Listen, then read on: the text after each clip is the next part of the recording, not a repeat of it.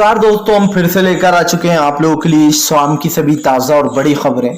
फटाफट अंदाज में एक एक कर बताएंगे आपको आज देश और दुनिया से क्या बड़ी खबरें निकलकर सामने आ रही हैं। लेकिन उससे पहले दोस्तों एक नजर डाल लेते हैं सुर्खियों पर। प्रधानमंत्री नरेंद्र मोदी को दोस्तों आज लगेगा बड़ा झटका। आज है राष्ट्रपति चुनाव। जी आपको बता दें आज वोटिंग की जाएगी, लेकिन उससे पहले दोस्तों यशवंत सिन्हा ने बड़ा दावा कर दिया कि वो चुनाव जीतेंगे। वहीं पर अगली बड़ी खबर में हम आपको बताएंगे दोस्तों उपराष्ट्रपति के तौर पर मार्गरीटा के आने के बाद भाजपाइयों मची भगदड़। मार्गरीटा जी को देखकर बीजेपी सुन्न हो गई है, इसके बारे में बताएंगे। वहीं पर दोस्तों जिस कचरा कर्मचारियों के पैर धोकर मोदी जी नाटक कर रहे थे कि ये देश की सफाई करते हैं, उसी कर्मचारी पर गाज गिरा दी। सिर्फ उसका कसूर इतना था कि कचरे में मोदी और योगी की फोटो थी। इसके बारे में भी आपको बताएंगे। वहीं पर अगली बड़ी खबर में हम आपको बताएंगे दोस्तों भारतीय जनता पार्टी के ऊपर जमकर गरजा अखिलेश यादव। बोले बीजेपी सिर्फ देश में नफरत फैलाती है, इसके अलावा और कुछ काम नहीं बीजेपी का। वहीं पर अगली बड़ी खबर में हम आपको बताएंगे दोस्तों जी दरअसल आपको बता दें प्रधानमंत्री नरेंद्र मोदी के ऊपर गरजे राहुल गांधी। बोले फिलहाल देश में इस वक्त लोकतंत्र को जिंदा करने की जरूरत, इसके बारे में भी बताएंगे। वहीं पर दोस्तों 57 साल बाद हिल गया भाजपा दोस्तों जी। यहां मध्य प्रदेश के ग्वालियर में दोस्तों 57 साल बाद बीजेपी को लगा बड़ा झटका। सिंधिया के गढ़ में बीजेपी की करारी हार, इसके बारे में बताएंगे। वहीं पर अगली बड़ी खबर में हम आपको बताएंगे दोस्तों जी दरअसल आपको बता दें एक के बाद एक भारतीय जनता पार्टी देश में नए नए कानून ला रही है। 25 बिल तैयार है, बताएंगे आखिरकार कौन सा नया बम फोड़ने वाली सरकार। वहीं पर अगली बड़ी खबर में हम आपको बताएंगे दोस्तों भारत जोड़ो यात्रा की शुरुआत हो जाएगी 22 तारीख से लगभग बताया जा रहा है। जी हाँ, इसमें 3,500 किलोमीटर चला जाएगा, इसके बारे में भी बताएंगे। वहीं पर सोनिया गांधी की ईडी के सामने पेशी, किसको कांग्रेस करेगी पूरे देश भर में प्रदर्शन, इसके बारे में भी सारी जानकारी देंगे। तो सारी खबरें फटाफट अंदाज में एक एक कर देंगे। फिलहाल खैर चलिए बढ़ते हैं सबसे पहली और सबसे बड़ी खबर की ओर। दरअसल दोस्तों आपको बता दें भारतीय जनता पार्टी को लगा बड़ा झटका। यशवंत सिन्हा ने कर दिया दावा वो जीतेंगे दोस्तों राष्ट्रपति का चुनाव। दरअसल दोस्तों आपको बता दें यशवंत सिन्हा ने कहा कि जो सच्चे लोग हैं वो हमारा समर्थन कर रहे हैं। आपको बता दें यशवंत सिन्हा ने कहा कि भारतीय जनता पार्टी के दबाव में शिवसेना जिसने हमें वोट देने से मना किया है। पहले आपको बता दें सीधे सीधे ये ऐलान किया गया था कि फिलहाल यशवंत सिन्हा को सपोर्ट किया जाएगा, लेकिन आपको बता दें शिवसेना ने दबाव में भारतीय जनता पार्टी को सपोर्ट करने का सोच लिया। वहीं दूसरी तरफ ओपी राजभर भी रोने लगे। बोले हम तो बीजेपी का साथ देंगे, अखिलेश को हमारे वोट की जरूरत ही नहीं है, कोई फर्क ही नहीं पड़ रहा अखिलेश को।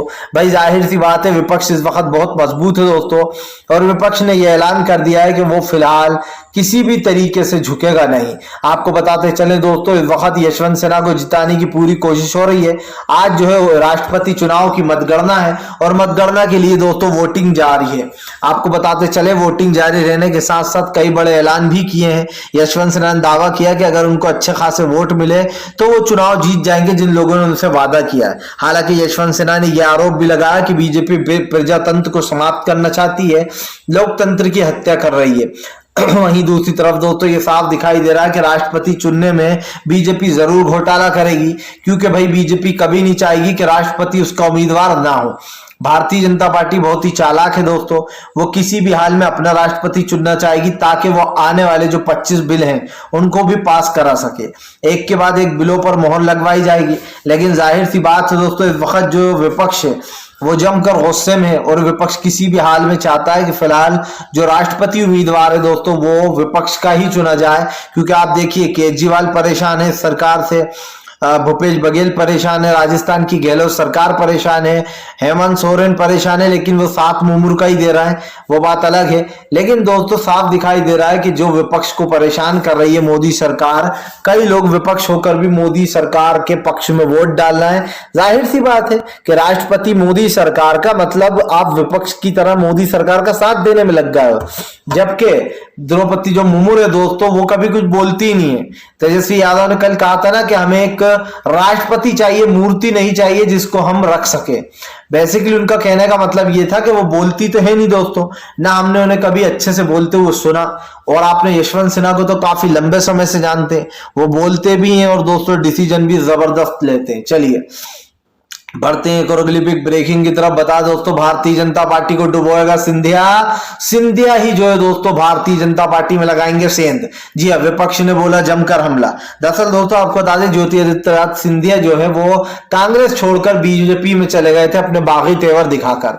अपने साथ वो कई विधायक ले गए थे, जिसके कारण मध्य प्रदेश में कमलनाथ की सरकार गिर गई थी। अब दोस्तों मध्य प्रदेश में जो यहाँ पर एक बार फिर से खेला हो गया है, और ये खेला किसी और ने नहीं दोस्तों, बल्कि खुद जो है यहाँ पर कांग्रेस ने किया है। जी हाँ दोस्तों, 57 साल बाद ग्वालियर में अपने जो मेयर थे दोस्तों उनको खो बैठी है बीजेपी, और ये सब कुछ हुआ है ज्योतिरादित्य सिंधिया की वजह से। आपको बता दें दोस्तों, बागी सुर बागी तेवर और पार्टी के साथ बेईमानी ले डूबी। यही कारण दोस्तों जो ज्योतिरादित्य सिंधिया मध्य प्रदेश में बुरी तरीके से चुनाव हार गए हैं। इसी के साथ साथ अगर बात की जाए दोस्तों आने वाले समय चुनाव की, तो उसमें कहीं ना कहीं सरकार को एक बड़ा झटका लगता हुआ नजर आ रहा है। इसके दो कारण ये भी हैं दोस्तों कि आप अच्छे से देख रहे हैं इस वक्त देश का माहौल क्या है, और खास कर देश की स्थिति क्या है। इसमें दोस्तों बीजेपी का हारना एक बहुत बड़ी बात है। भले ही दोस्तों दिखाने के लिए बीजेपी अपने चेहरे पर हंसी रखे, लेकिन इस बात को झुटलाया नहीं जा सकता दोस्तों कि कांग्रेस ने वहां सेंध लगा दी जहां पर 57 साल से कांग्रेस जीत नहीं पाई थी, और वहां पर अटल बिहारी वाजपेयी वहां के खास माने जाते थे। यानी कि दोस्तों अटल बिहारी वाजपेयी के गढ़ में, या फिर यूं कहते कि भाजपा के गढ़ में ही भाजपा हार गई, और ये सारा का सारा ज्योतिरादित्य सिंधिया की वजह से हुआ है, क्योंकि जाहिर सी बात है दोस्तों वही वहां के ओनर थे। अब ऐसे में ये कहना गलत तो नहीं होगा कि जनता बेईमानी का बदला जरूर लेती है। जनता देख लेती है कि आखिरकार कौन क्या कर रहा है, और यही कारण है दोस्तों जब भारतीय जनता पार्टी को ज्योतिरादित्य सिंधिया ले डूबेंगे, क्योंकि फिलहाल इस वक्त जो माहौल दिखाई दे रहा है वो तो यही कह रहा है कि अब की बार फिर से रिपीट होगी कमलनाथ की सरकार। क्योंकि दोस्तों सरकार तो कांग्रेस की ही बनी थी, लेकिन बीजेपी ने यहां पर उस सरकार को गिरा दिया। लेकिन आने वाला समय तो दोस्तों यही बता रहा है कि एक बार फिर से मध्य प्रदेश में कांग्रेस की सरकार बनेगी, जिसके बाद भारतीय जनता पार्टी को लगेगा दोस्तों बड़ा झटका। फिलहाल चलिए बढ़ते हैं एक और अगली बिग ब्रेकिंग की तरफ।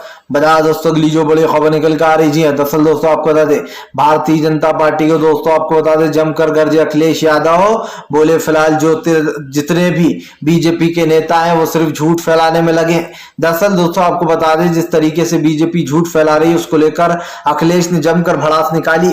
अखिलेश का कहना है कि बीजेपी झूठ फैलाती है, कभी हिंदू मुसलमान के नाम पर, तो कभी दोस्तों आप समझिए जात पात के नाम पर। किस तरीके से बीजेपी के नेता दोस्तों पैगंबर मोहम्मद साहब पर टिप्पणियां करते हैं, लेकिन उसके बाद भी बाहर होते हैं। मोहम्मद जुबैर जो कि दोस्तों सच्चाई फेकर चेक फेकर हैं, उनको भी बाहर थाने में डाल रखा है। यही कारण दोस्तों जो फैक्ट चेकर मोहम्मद जुबैर के लिए जमकर अखिलेश ने आवाज उठाई। अखिलेश ने साफ कहा कि फिलहाल सच्चे पत्रकारों को आजकल मोदी सरकार टारगेट करने में लगी है। अखिलेश ने यह भी कहा कि भारतीय जनता पार्टी ने उत्तर प्रदेश की हालत बिगाड़ दी है। यहाँ पर बिना आप समझिए दोस्तों बिना कांच की गाड़ी चलाई जा रही है, सर पे हेलमेट, और ये वीडियो तेजी से वायरल हो रहा है। दरअसल किसी ने इस बस का वीडियो बना लिया जो कि दोस्तों सोशल मीडिया पर वायरल हो गया।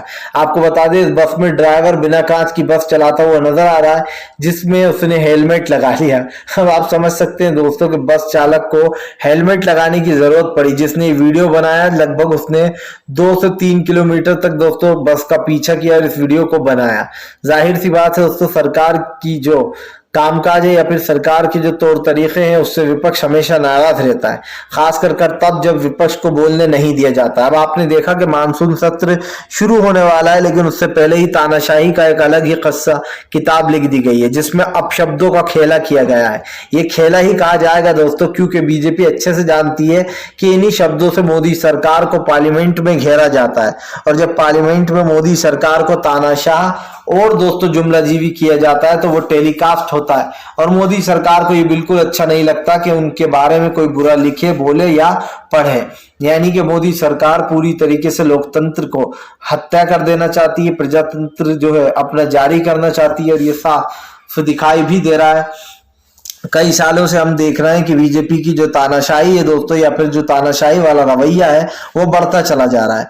भारतीय जनता पार्टी जिस तरीके से देश का विकास रोकने में लगी, इससे कहीं ना कहीं कई सवाल खड़े हो गए हैं और आगे भी होते रहेंगे, क्योंकि बीजेपी ये तय कर ले कि आखिरकार उसका रुख है क्या, वो किस रुख की तरफ जाएगी। भारतीय जनता पार्टी ये ना भूले कि देश की जनता अच्छे से देख रही है कि आप क्या कानून लाया और किस तरीके से काम कर रहा हो। तो दोस्तों ये कहना गलत तो नहीं होगा।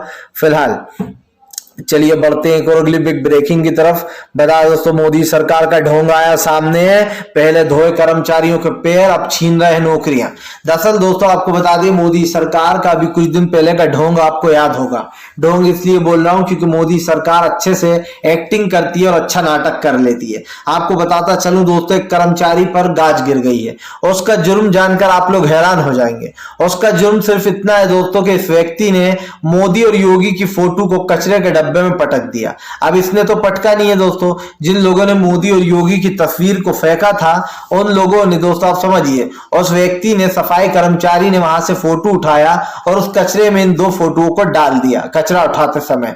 अब दोस्तों इस सफाई कर्मचारी को मोदी सरकार ने जो यहाँ पर देख लिया कि भैया देखो मोदी और योगी जी की फोटो कचरा पेटी में है, इन दोनों की फोटो फेंकी जा रही कचरा पेटी द्वारा।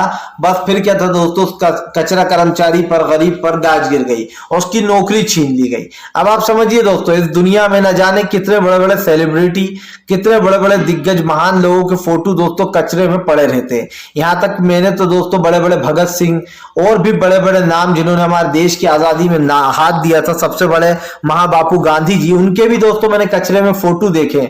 तो क्या इसका यह मतलब है कि आप फोटो के बल पर किसी को जेल में डाल दोगे? सबसे बड़ी बात यह है दोस्तों, क्योंकि जो भारतीय जनता पार्टी कर रही है इसको डिफेंड नहीं किया जाता सकता। मैंने आपको पहले भी कहा था दोस्तों और फिर कहूंगा कि बीजेपी की जो सच्चाई है, जो असलियत है, वो लोगों के सामने आ चुकी है कि दरअसल भारतीय जनता पार्टी देश में दोस्तों किस तरीके का काम कर रही है। एक बेचारा कचरा कर्मचारी दोस्तों जिसने जो यहाँ पर साफ सफाई की और वहां पर उसको कुछ कचरा दिखा जिसमें योगी और मोदी की फोटो भी थी। उसका जुर्म इतना कि उसने उस गाड़ी में, कचरा गाड़ी में, उन दोनों की फोटो भर ली उठाकर। तो बस किसी ने उसका वीडियो बना लिया, किसी अंधभक्त ने, और कहा देखिए भैया देखिए मोदी और योगी जी की फोटो ये आदमी कचरा पेटी में ले जा रहा है डालकर। अब आप समझिए दोस्तों, ये तो यही है। मोदी जी की फोटो अभी हाल ही में आपने देखा होगा जब पैगंबर मोहम्मद साहब के बारे में टिप्पणी की गई, तो दोस्तों जो मुस्लिम देश थे उन्होंने न सिर्फ मोदी सरकार के कचरा गाड़ियों पर बड़े बड़े पोस्टर लगवा दिए, बल्कि मुंह पर जूता भी छापा गया।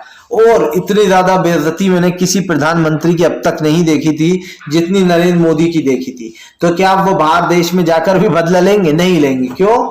क्योंकि वहां जाकर कैसे लेंगे, खुद की सरकार ही नहीं है। अब यहाँ पर बेचारा एक गरीब आदमी से गलती हो गई, या फिर यूं कहते हैं इसको गलती नहीं कहा जा सकता दोस्तों, कचरा होगा तो जाहिर सी बात है फेंकेंगे ही, भले ही वो किसी का फोटो हो। और उसमें क्या दिक्कत है? 1000 लोगों के फोटो कचरे में पड़े रहते हैं तो उससे क्या कोई दिक्कत है जाती है?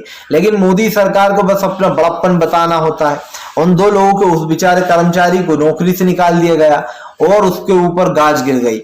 फिलहाल चलिए बढ़ते हैं एक और अगली बिग ब्रेकिंग की तरफ। बता दोस्तों अगली जो बड़ी खबर निकल कर आ रही है, आपको बता दोस्तों उपराष्ट्रपति के चुनाव पर जी यूपीए ने उतारा अपना उम्मीदवार। मार्गरेटा जी जो है दोस्तों वो कांग्रेस की तरफ से कैंडिडेट है, यानी कि कांग्रेस ने अपना प्रत्याशी उतारा है उपराष्ट्रपति के लिए मार्गरेटा जी को, जिसके चलते मार्गरेटा जी को काफी समर्थन मिलता हुआ नजर आ रहा है। आपको बता दें कांग्रेस की बहुत ही दिग्गज और पुरानी नेता है और इनको जो है यहाँ पर कहीं ना कहीं जबरदस्त सपोर्ट भी मिलता है। आपको बता दोस्तों मार्गरेटा जो है उनको लोग काफी पसंद करते हैं। 5 बार वो सांसद रही है कांग्रेस में, 2 बार वो राज्यपाल बनी दोस्तों, और कई बार कांग्रेस ने उनको बड़े पदों पर भेजा। यही कारण है जो मार्गरेटा जी को खड़ा किया गया है जो यहाँ पर यूपीए राष्ट्रपति के तौर पर। ऐसे में ये कहना गलत तो नहीं होगा दोस्तों कि भारतीय जनता पार्टी को एक बड़ा झटका यहाँ पर लग सकता है, खास करके तब जब बीजेपी इन चीजों से बचने की कोशिश कर रही है। मैंने आपसे पहले भी कहा था दोस्तों, फिर कहूंगा कि फिलहाल इस वक्त देश का जो माहौल है या फिर देश का जो हाल है वो बीजेपी रोकने की कोशिश कर रही है। लेकिन फिलहाल दोस्तों ये कहना भी गलत नहीं होगा कि फिलहाल देश की बदलती परिस्थितियां मोदी सरकार पर भारी पड़ रही हैं, और आज जो देश में हो रहा है वो भी आपको हमें दिखाई दे रहा है कि फिलहाल जो ये कानून दल बदल का खेल चल रहा था उसमें कहीं ना कहीं मोदी सरकार पूरी तरीके से फेल हो गई है, और आज जो देश की परिस्थितियां हैं वो बदली जा रही हैं। लेकिन ये कहना गलत नहीं होगा दोस्तों कि सरकार के जो कायदे कानून नियम है वो पूरी तरीके से फेल हो चुके हैं। तो ये भी एक फैक्ट है दोस्तों, जो सरकार का रवैया है उससे कहीं ना कहीं जनता के लिए फैसला लिया गया है यूपीए की तरफ से, और मार्गरेटा जी को उतारा गया है। हालांकि संजय रावत ने कहा है कि अब वो मार्गरेटा को सपोर्ट करेंगी, क्योंकि वो एक महिला है और काफी दिग्गज नेता भी रह चुकी है दोस्तों। तो ऐसे में ये कहना गलत नहीं होगा कि फिलहाल शिवसेना को ने समर्थन देने का वादा कर दिया मार्गरेटा जी को। फिलहाल चलिए बढ़ते हैं एक और अगली बिग ब्रेकिंग की तरफ। फिलहाल दोस्तों अगली जो बड़ी खबर निकल कर आ रही है, असदुद्दीन ओवैसी का भारतीय जनता पार्टी के ऊपर बड़ा हमला। बोले लोकतंत्र को खत्म करने में जुटी बीजेपी, अब लोगों को बोलने भी नहीं दिया जाएगा। जी है दोस्तों, पार्लियामेंट में। दरअसल दोस्तों आपको बता दें, जब से अब शब्दों का खेल चला है तब से विपक्ष काफी ज्यादा नाराज चल रहा है। खास कर आपको बता दें, जो विपक्ष सरकार के खिलाफ मोर्चा खोलते थे उन पर एक तरीके से लगाम कसने की कोशिश की गई है। जाहिर सी बात है दोस्तों, आप किसी शब्द को अशब्द नहीं बोल सकते या फिर असंसदीय शब्द नहीं बोल सकते। जुमला जो भी दोस्तों, कोई गाली तो है नहीं या फिर कोई ऐसा वर्ड तो है नहीं जो कि आप बोलने में अपमानित हो जाओगे, या फिर कोई ऐसा वर्ड नहीं है दोस्तों जो एक बहुत ही भयंकर गाली हो जो हम नहीं दे सकते, जाहिर सी बात है। लेकिन सरकार इन शब्दों पर जानबूझकर रोक लगा रही है। ओवैसी ने कहा ताकि वो देश के लोकतंत्र को पूरी तरीके से तबाह कर दे। ओवैसी ने यह भी कहा कि भारतीय जनता पार्टी पहले उसने हिंदू मुसलमान के नाम पर नफरत फैलाई और उसके बाद देश को बांटने की कोशिश की गई। ओवैसी ने कहा कि बीजेपी का असली चेहरा यही है, वो जानबूझकर देश का माहौल बिगाड़ने की कोशिश करती है, और खासकर तब दोस्तों जब देश में इस तरीके की परिस्थितियां बनती है। मैंने आपसे पहले भी कहा दोस्तों, फिर कहूंगा कि आज जो देश का बिगड़ता माहौल है, खासकर जो देश का हाल हो रहा है, उसकी जिम्मेदार सिर्फ और सिर्फ केंद्र की मोदी सरकार है। और दोस्तों सत्ता पक्ष हो या नेता हो, आप समझिए इन लोगों का तो काम ही है कि फिलहाल सच्चाई को जनता के सामने ना आने देना।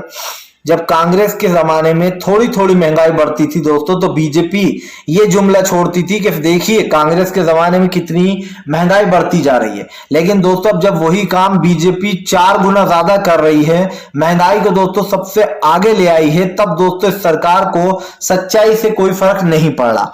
और मैंने इसलिए यह बात मैं दोहरा रहा हूं दोस्तों, बार बार दोहरा रहा हूं कि बीजेपी अपनी असलियत जानती है कि दरअसल वो क्या कर रही है। क्योंकि दोस्तों हमने पहले भी कहा और फिर कहेंगे कि फिलहाल देश में बिगड़ता माहौल, बिगड़ती परिस्थितियां, इस सब की जिम्मेदार बीजेपी है। और अगर बीजेपी अभी भी ये कहती है कि फिलहाल उसने सही काम किया, तो आप अच्छे से समझ सकते हैं कि फिलहाल भारतीय जनता पार्टी ने पूरे देश को ना सिर्फ अपमानित किया है दोस्तों, बल्कि आज देश का जो बनता माहौल है उसको भी बिगाड़ने की कोशिश की है। चलिए बढ़ते हैं एक और अगली बिग ब्रेकिंग की तरफ। बता दोस्तों अगली जो बड़ी खबर निकल कर आ रही जी, दरअसल दोस्तों आपको बता दें, कांग्रेस ने जो है यहाँ पर जगह जगह मारी बाजी, बीजेपी को लगा दोस्तों कई जगह झटका।